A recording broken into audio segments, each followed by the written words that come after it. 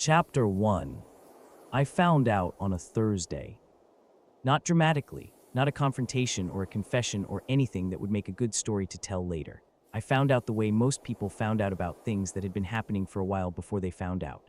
A message on her phone that I was not supposed to see because I was not supposed to be looking at her phone. I was not looking at her phone. I was passing it to her, and the screen lit up and I saw it. 3 words from Marcus. Last night was... I did not read the rest. I had read enough. Marcus was my best friend, had been since we were 16, 12 years. We had built a company together, started it in a flat in Shoreditch 3 years ago with £17,000 between us and an idea that was either very good or very stupid, and had turned out to be very good. The company had 40 employees and was growing, and we had always said we would build something real together. Diana had been with me for 2 years. She was the kind of woman that people noticed when she walked into a room. She knew this and used it well. She was smart and ambitious, and she had a specific way of making you feel like the most important person she was paying attention to when she was paying attention to you. I had not understood until Thursday that the attention had always been strategic. I put the phone down. Diana was in the shower. I sat on the edge of the bed. I thought about 12 years of Marcus, every version of our friendship, the university years and the broke years and the building years, the specific trust of someone you had chosen to build something real with. I thought about 2 years of Diana, what I had believed and what had been true, and what the gap between those two things meant. I made a decision. I was not going to say anything. Not yet, not until I had decided exactly what I was going to do and how I was going to do it. I was not a person who acted on feeling. I was a person who acted on strategy. The feeling was enormous. The strategy would come. Diana came out of the shower. I smiled at her. She smiled back. Neither of us knew that I had already started. Chapter 2. I spent 2 weeks doing 3 things. The first was documentation. I went through everything quietly and carefully. The company accounts, the partnership agreement, the intellectual property filings, the contracts. Marcus and I had built something together, but we had built it from an idea that was fundamentally mine. The original concept, the initial pitch deck, the first client relationship, all of it traced back to me. I had been generous with the partnership split because Marcus was my best friend, and generosity with best friends felt right at the time. It no longer felt right. I talked to a lawyer on day 4, a corporate lawyer who I had used before for the company and who I trusted for discretion.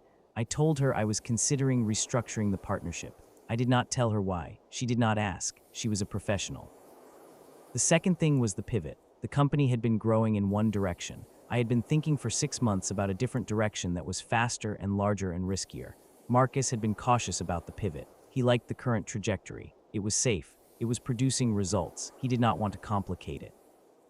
I had deferred to his caution because he was my partner and our relationship required compromise.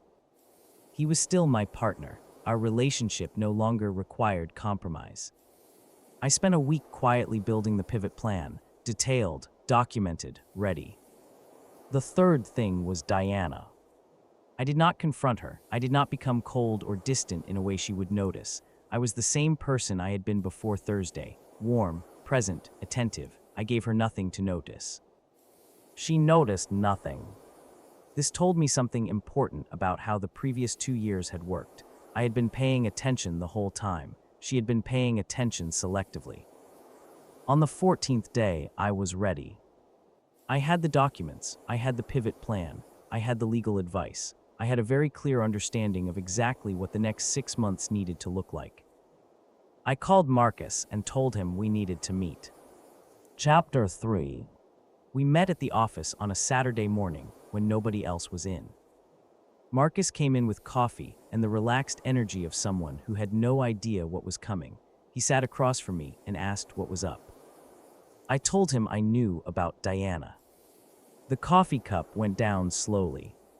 He looked at me. He started with "I can explain," and I put my hand up and he stopped. I told him I was not there to discuss Diana. Diana was a separate matter and I would handle it separately. I was there to discuss the company. He stared at me. I told him I had reviewed the partnership agreement and the IP filings and I had taken legal advice. I told him the original concept, the pitch deck, the first 3 client relationships, and the core methodology were all mine. I told him the partnership split had been generous and had been offered in good faith, and that the good faith was no longer present. I told him I was buying him out. He said, "Buying me out?" I said, "Yes, at fair market value. You will be paid what your share is worth. The valuation is in the documents." He said he did not want to be bought out. I said, "I know, but the alternative is a legal process that documents the IP ownership and the original contributions and produces the same outcome more slowly and more expensively. This is the better option for both of us." He said I was being cold. I looked at him. I said, "You have been sleeping with my girlfriend for 4 months. You sat across from me in this office 3 times a week for 4 months knowing what you were doing. You came to my flat for dinner twice in those 4 months. You had a beer with me on a Tuesday 2 weeks ago and told me about a project you were excited about and asked what I thought. You were my best friend for 12 years and you did all of that." I said, "I am not being cold. I am being accurate." He did not say anything. I said, "The documents are in your email. You have 2 weeks." I stood up, I picked up my coffee, I left the office. I did not slam the door. There was no point in slamming the door. Chapter 4. I told Diana that evening. I had asked her to be home at 7. She was home at 7. She came in with the specific energy of someone who had been with Marcus that afternoon and was now being the version of herself she was with me and did not know I knew the difference. I knew the difference now. I told her I knew. I told her I had known for 2 weeks. I told her I had used the 2 weeks to handle the business side of things first because the business had 40 employees and their livelihoods did not deserve to be caught in the aftermath of a personal situation. She stared at me. She said, "You knew for 2 weeks and you said nothing."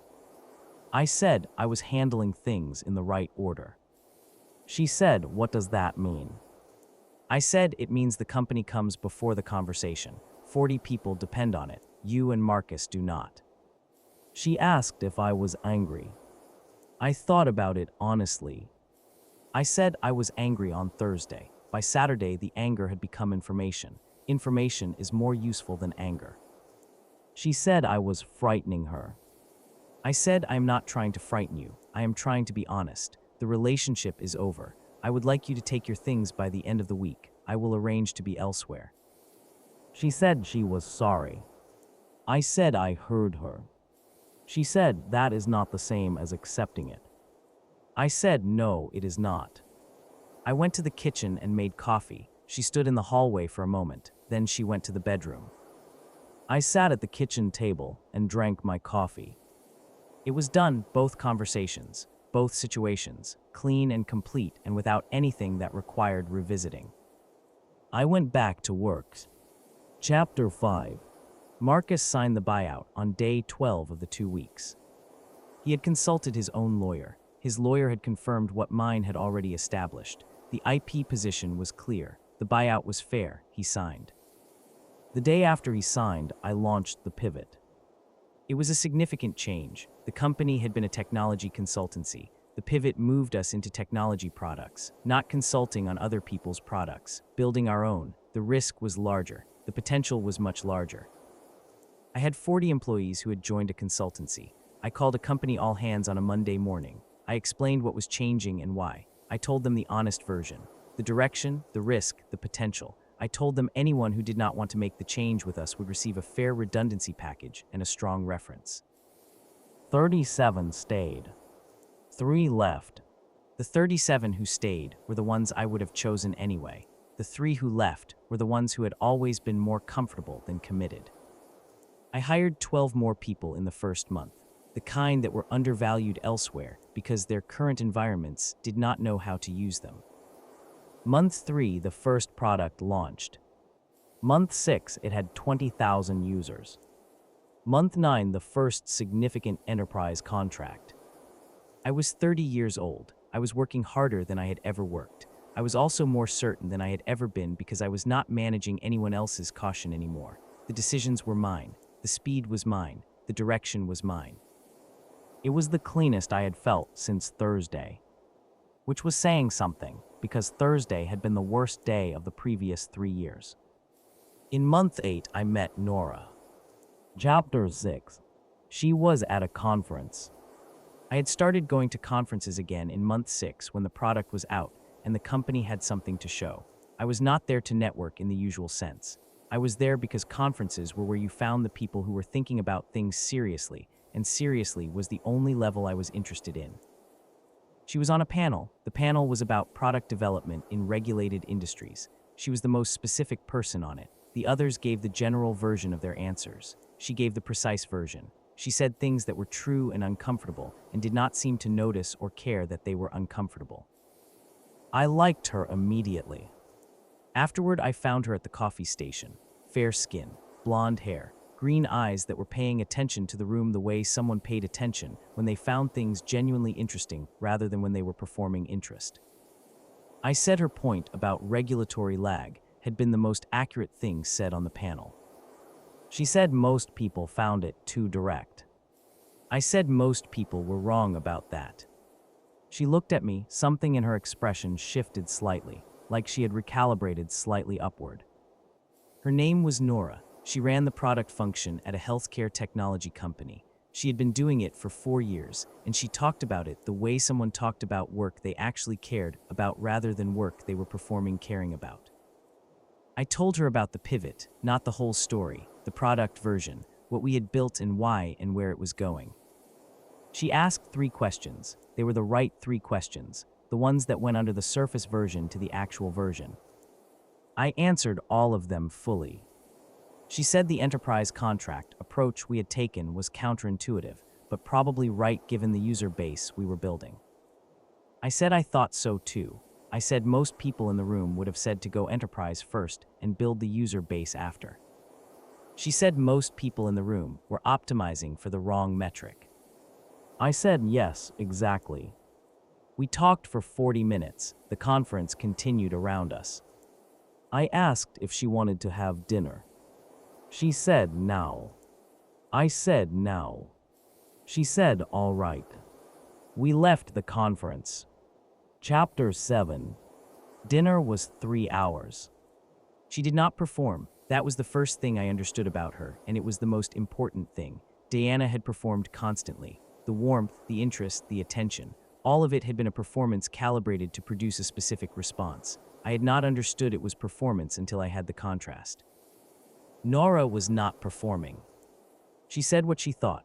When she disagreed with something I said, she said so and explained why. When I pushed back, she considered it and either revised or explained why she was not revising. When she found something funny, she laughed before she decided to. She asked about the company's origin, not the current version, the beginning. I told her the short version. She asked a follow-up that showed she had understood something in the short version that most people missed. I told her more. Not about Diana, not about Marcus, about the company, the original concept, the 17,000 pounds, the idea that was either very good or very stupid. She listened with the full quality of someone who was actually interested and not performing interest. She told me about her own origin. The healthcare company had been her 3rd role in 6 years. Each one had taught her something specific. She described what each had taught her with the precision of someone who had actually extracted the learning rather than just accumulated the experience. I said, "You are the most precise person I have had dinner with in a long time." She said, "I find imprecision frustrating. Life is short and approximations waste time." I said, "Yes, exactly." She looked at me, the green eyes with the full quality of their attention. She said, "You say yes, exactly a lot." I said, "When something is exactly right, I say so." She said, "That is either a compliment or a very high bar." I said, "Both." She almost smiled, then she did, the real one.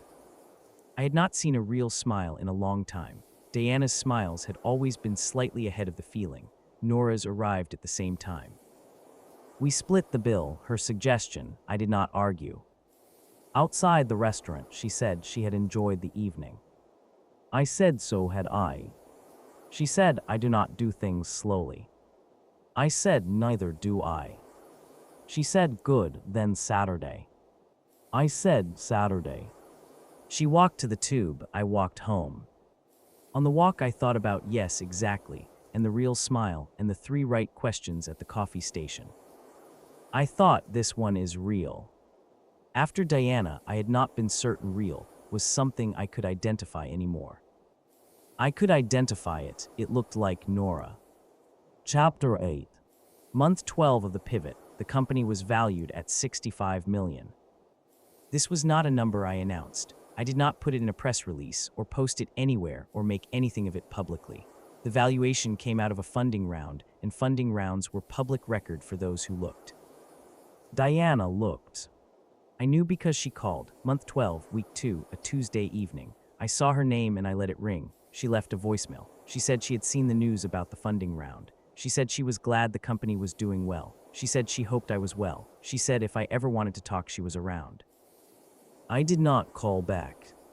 There was nothing to call back about. She was glad the company was doing well. The company being worth 65 million was not something she had contributed to. Her gladness about it was not relevant to me. Marcus did not call. He had more dignity than Diana in that specific way, or perhaps he understood more clearly than she did that calling was not going to produce anything. He had been in the office. He had seen how the conversations went. I heard about them occasionally through industry contacts. They were together. They had moved in together after the buyout. The thing they had built while I was not looking had apparently been real enough to continue. I had no strong feeling about this. They were welcome to each other. What they were not welcome to was the credit. I had run into a mutual acquaintance at an event in month 10 who had mentioned Marcus's name in the context of the company's success. Something about how Marcus had been part of building the foundation. I had said nothing in the moment. Later, I had made sure the right people in the right rooms understood who had built what and when. Not loudly, precisely. The numbers spoke anyway. The buyout had paid Marcus fair market value for his share at the time of the buyout. The company was now worth 4 times what it had been worth then. He had received what was fair. He had not received what it became. That was the arithmetic of the situation. I had not designed it. It was simply the result of building something after the moment they thought was the end. Chapter 9. Nora and I had been together for 8 months when she joined the company. This was her suggestion, not mine. She had been watching the product develop from the outside for 8 months. She had opinions, specific and well-founded ones. She had raised them in the context of being my partner, and I had listened and acted on several of them and had found them consistently right. At month 8, she said she thought she could do more from the inside than the outside. I said the conflict of interest. She said is manageable if we are professional about it, which we will be. I said you have thought about this. She said I think about everything. I said I know.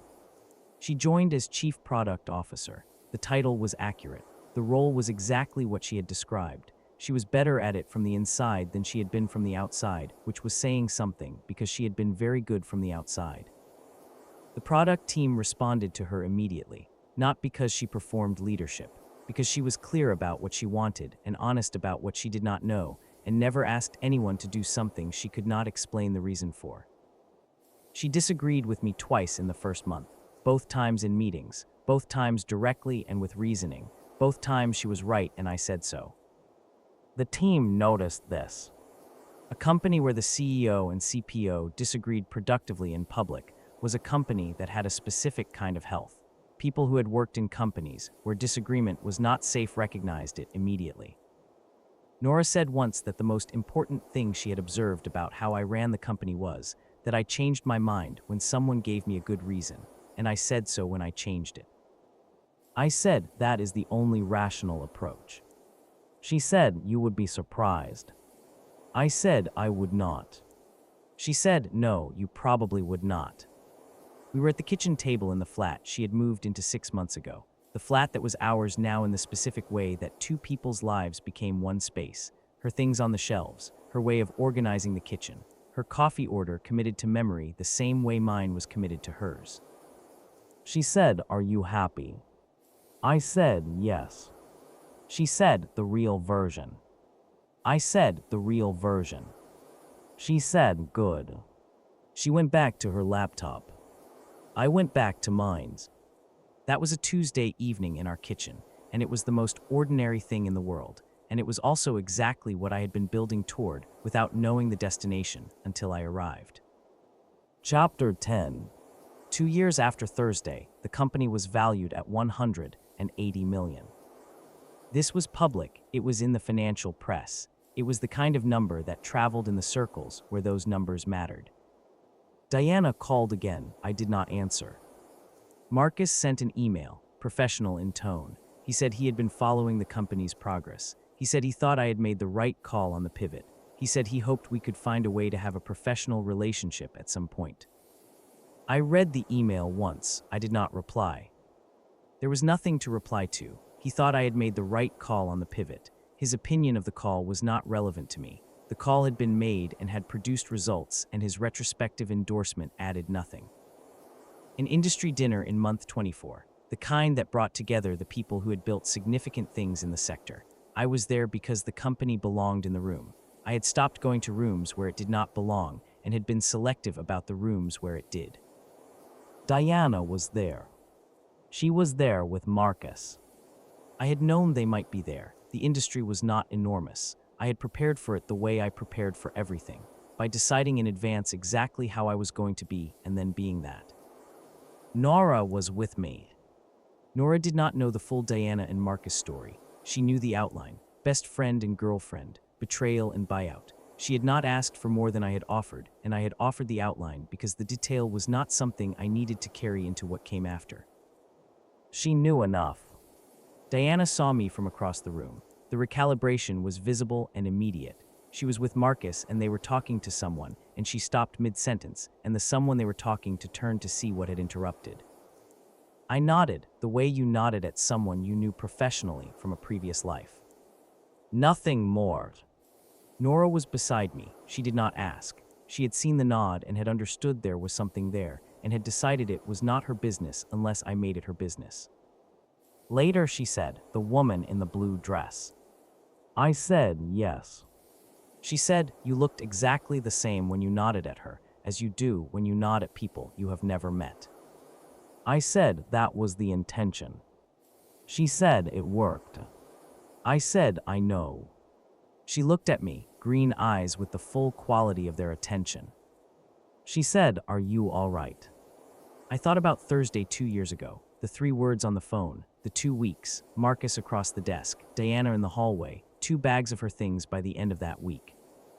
I thought about £17,000 and 40 employees, and 37 who stayed, and the pivot and 65 million, and now 180 million. I thought about a conference and a coffee station, and yes, exactly, and the real smile that arrived at the same time as the feeling. I said yes. She said the real version. I said the real version. She took my hand. We went in to dinner. Diana and Marcus were at a different table. I did not look at them once for the rest of the evening. There was nothing to look at. The numbers had already said everything that needed saying. I had said nothing. That was the whole strategy. That was everything. That was more than enough.